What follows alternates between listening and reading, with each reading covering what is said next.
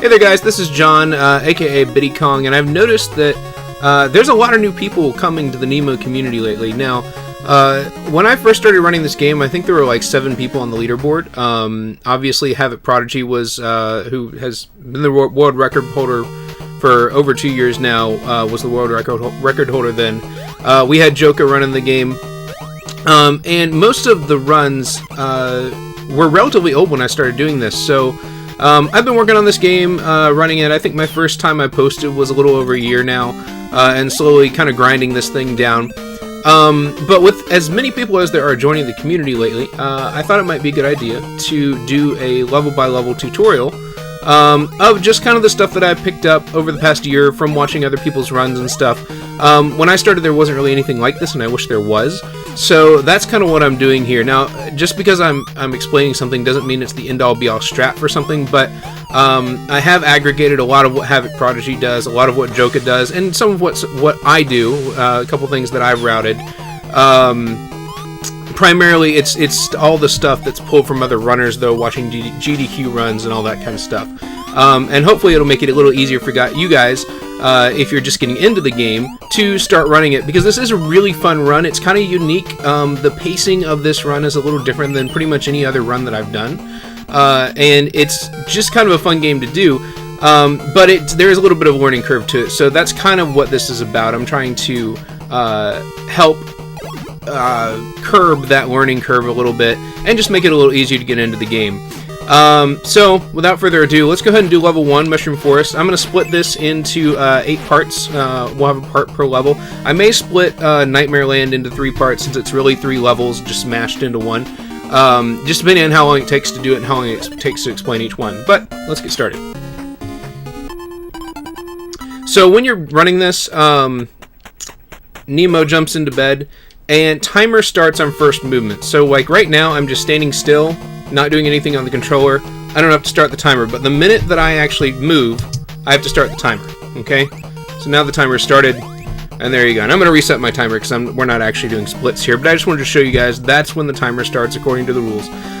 Now, the biggest issue that a lot of people have, the biggest hurdle to running this that people have to get over at first, is the cutscene skips. And let me show you, I'm going to create I'm on an EverDrive, so let me create a save state here real quick, so you guys can see. So I'm going to fail the cutscene skip. So I'm going to come in here, and boom, now Flip talks to me. This is like 20 seconds plus that you have to wait through in the English version, which is what I run. I know in Japanese it's a little bit less, but the idea is we don't want to see any text here at all.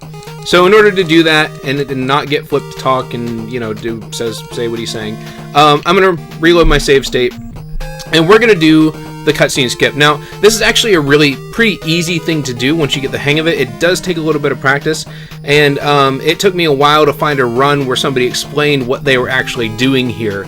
And basically, the idea is if you jump and duck out of your jump, whatever it is that triggers that cutscene won't activate.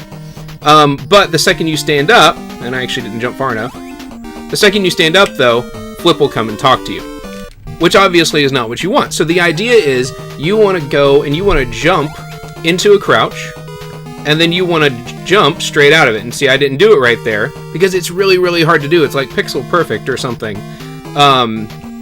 if you try to do it just by yourself. And see, I missed it again. The nice thing about this trick is that you can pause buffer it, which basically, if you're new to speedrunning, you don't know what a pause buffer is. What I can do is I can come over here and I can jump and pause while I'm crouched. And see, I'm not doing anything right now. And then, when I unpause, I can jump and pause again. And basically what happens is when you push A and start at the same time, it pause buffers it, and it gives you a couple extra frames to make that happen. Now, for me personally, I actually do a double pause, and it helps my timing for some reason. This is not required, it's just something you'll see me do if you watch any of my runs. I don't really know why I'm more consistent with it this way, but I'll show you what I mean. So see how I actually pause twice during that? That's just how I do it. You don't have to do it that way. as far as barriers of entry of doing this game, this is actually one of the biggest ones, and when you're learning, it can be really frustrating, because if you don't get that stupid cutscene skip, then guess what? That's a reset, because that's a 20-second time loss. And not only do you have to do it here, you have to do it in 3 other places in the game. And one of them you can actually cheese a little bit. Now, that's level 5. I'll tell you about that when we get to it.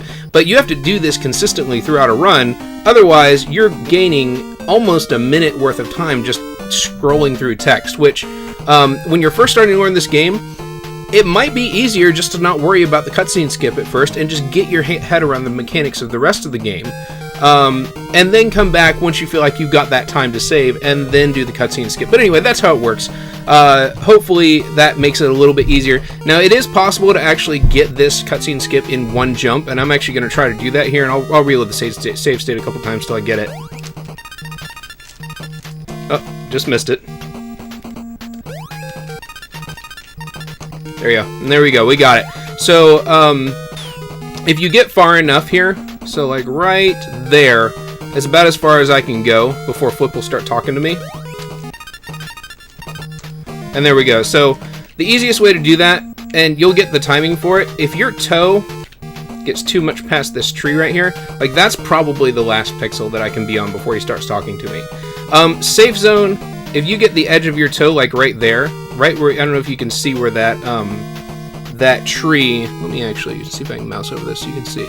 But see that tree right there, the edge of it is lined up with my toe. That's probably the closest you're going to realistically be able to get and be consistent. But once you learn that timing, you can actually do this in one jump, which is a big time save. Well, not really a big time save, but it's like a 2-second time save. See, look at that. He came and talked to me before I even could get close enough, so. And I failed the cutscene skip. It's like I've never played this game or something.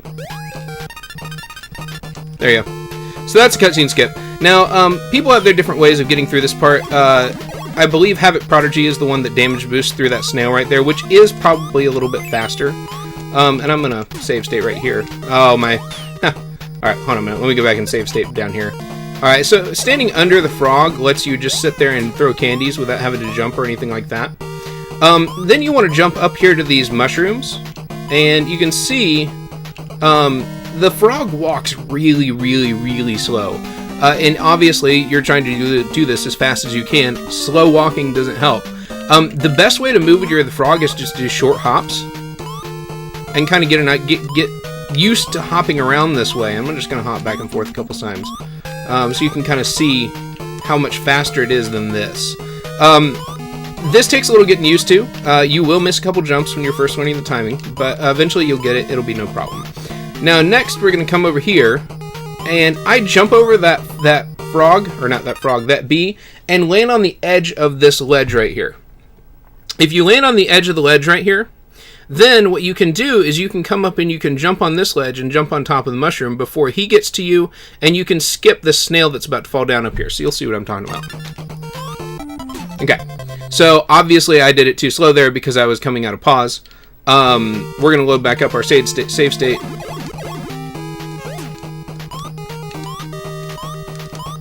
And come over here. Jump over him.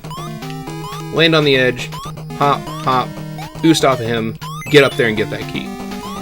Takes a little practice to get that timing down, but not a big deal. Obviously, I'm going to get the med kit right there because I'm almost out of health because I was experimenting. And then you're going to come up here and get that key. Practice the timing until you can get that without stopping. Okay, and this right here is what I call the mole, obviously, because there's a mole there, but I either have a good mole or a bad mole, and I'll show you what it is, what I do. Everybody seems to have their own way of doing this, and I think my way is probably about 2 seconds slower than the way Joka does it, but it works well enough. But the idea is there's going to be 2 little frogs that are going to come down, and you want to feed the mole in between the frogs so that they don't slow you up. But if you hit the frogs with the candy, it freezes them on top of the mole, and then it's a huge time loss. So you'll see what I mean. So I come over here, jump. I always throw my first candy in the air, and then you want to feed the mole all 3 before that second frog drops so you can hop in and come on down here. Now, you don't want to zigzag like there like I did. I probably lost a second there, but you come back over, and some people stay in the mole, some people don't to get that key. You can damage boost through that bat. Oh, and he usually doesn't walk towards you. So I'm going to save state right here. And what you're going to do is you're going to feed the frog, obviously.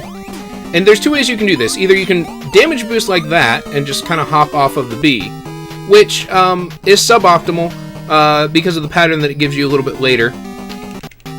Alright, so we're going to come over here and we're going to feed the frog. Get in the frog. And then I'm going to jump right here. And you can walk right under that bee. Now, sometimes he'll knock you into the waterfall, which you got to watch out for. But then basically you got to come back right over here. And I've been working on figuring out a way to damage boost up here. I haven't quite got that timing down yet. I'm 99% sure it's possible. Then you're going to come down here, and you're going to stop short so you damage boost off the lizard.